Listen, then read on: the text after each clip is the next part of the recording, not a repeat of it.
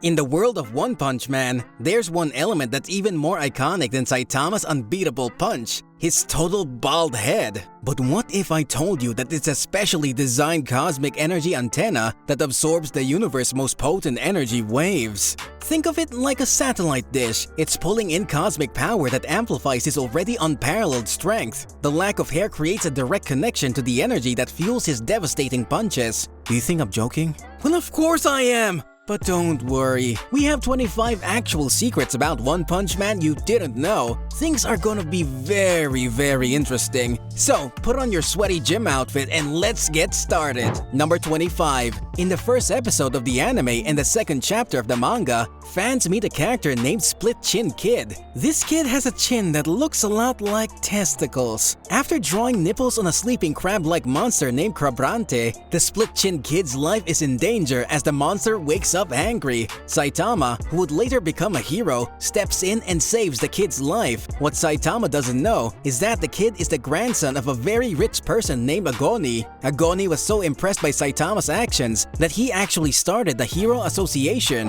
Number 24. Something interesting is that Saitama could survive in space without breathing. Saitama's fight with Boros gave him something he wanted, a real challenge. For once, he didn't win with just one punch. He actually reached the moon during the fight. Saitama's incredible strength allowed him to endure being thrown into space, and he didn't seem to lose air from the impact. He held onto the air in his body while zooming back to Earth, which is quite remarkable. Number 23. When watching One Punch Man, we see Saitama doing regular stuff like shopping and running errands. Funny moments often come from these scenes, but not everyone knows that before being the hero we know, Saitama actually worked at a store. The creator shared this in a Q&A. Some of Saitama's store experiences were shown in a picture diary on the creator's website.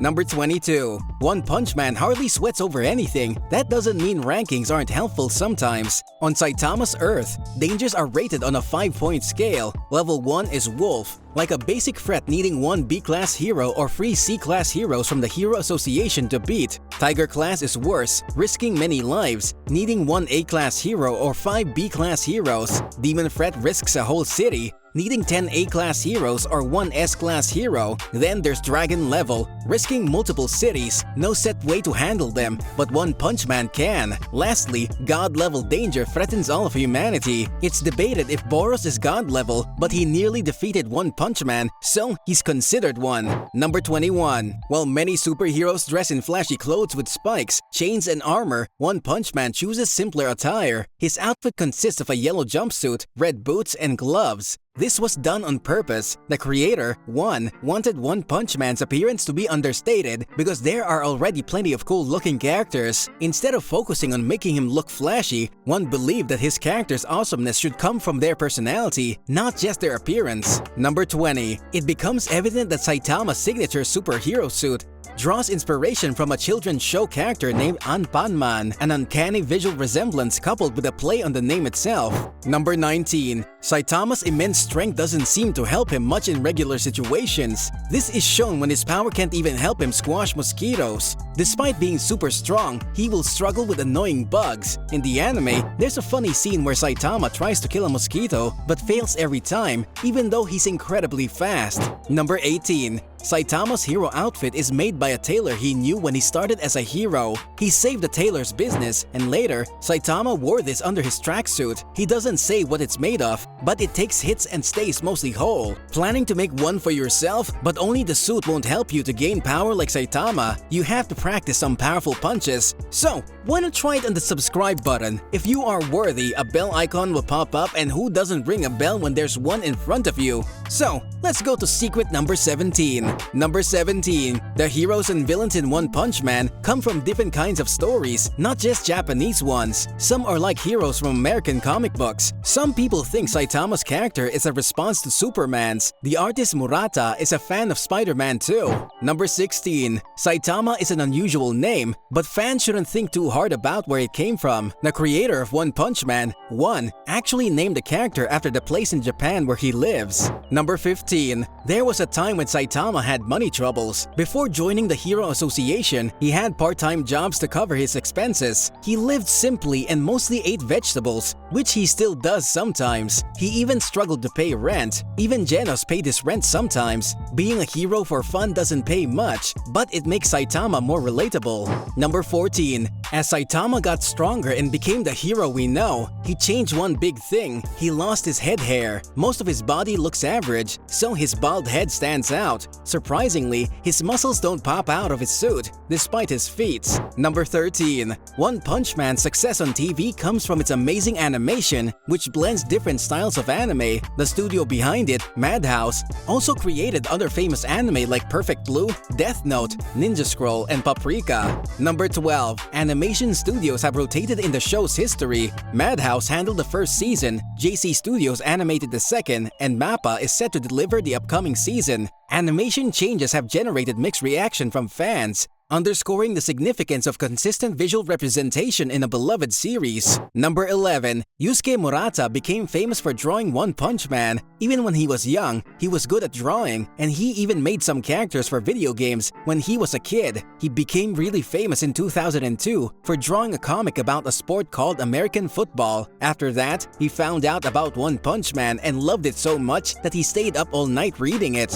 Number 10. In the last episode of Season 1, One Punch Man faces Boros. Boros kicks Saitama so hard that he goes from Earth to the moon. But here's the surprise. Saitama jumps back to Earth by himself in just about 1.5 seconds. If the moon is about 238,855 miles away from Earth and it takes 1.5 seconds to return, Saitama's speed is about 159,236 miles per second. The speed of light is 186,282 miles per second. Number 9. Genos is different from other heroes because he's strong right from the beginning, unlike in most stories. Genos is very serious and has a sad story about his family. He became a cyborg to fight bad guys. Even though Genos looks cooler than Saitama, he's a good match for the funny parts of the story. Number 8. Saitama doesn't have a big fancy garden on his balcony, but he has a cute little cactus. Ever wonder why? Well, cacti are easy to take care of. They don't need to be watered every day and stuff, so it fits his way of living.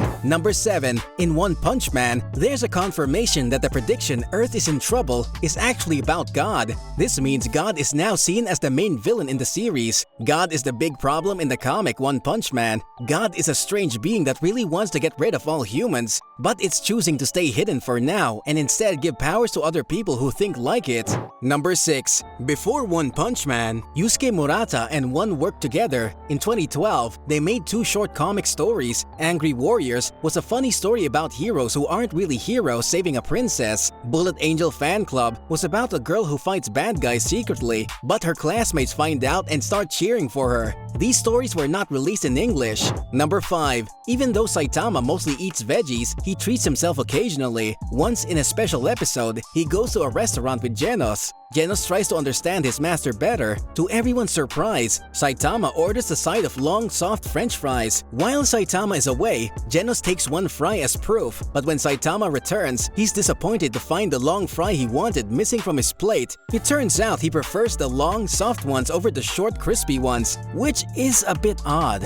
Number 4. Tomohiro, also known as One, is a Japanese artist who created One Punch Man. One drew comics for years without anyone seeing them. He filled about 50 notebooks with ideas, even one about a superhero called Middle-Aged Man. He got in trouble and kept his work hidden after rejection. He found webcomics, showed his creation, and One Punch Man was born with the simple concept of a hero beating villains in one hit. Number 3. In some One Punch Man episodes, there's a peek inside Saitama's home. You can see a bookshelf there, and it looks like Saitama enjoys reading manga. Sometimes, you can also spot manga on the shelf. This connects his interest in both anime and manga. Number 2. Many people are aware that the creator of One Punch Man is also responsible for Mob Psycho 100. A quick look at their main characters revealed this connection. However, were you aware that the creator cleverly inserted Easter eggs from Mob Psycho into One Punch Man? For instance, observe this scene in One Punch Man where Saitama is sporting a Mob Psycho shirt. Similarly, there's a manga panel where an anonymous character is adorned with clothing featuring the word mob prominently. But what's even more intriguing is that the creator went beyond these subtle hints. He surreptitiously introduced Mob Psycho's main character into the pages of One Punch Man. Conversely, One Punch Man didn't hold back either. Take, for instance, a moment in Mob Psycho's second season where Saitama and Genos are casually situated in the background. For those who truly delve into the details, slowing down the Mob Psycho opening sequence to 25% reveals that Reigen has Saitama's iconic Cape Baldi as his phone wallpaper. Number 1.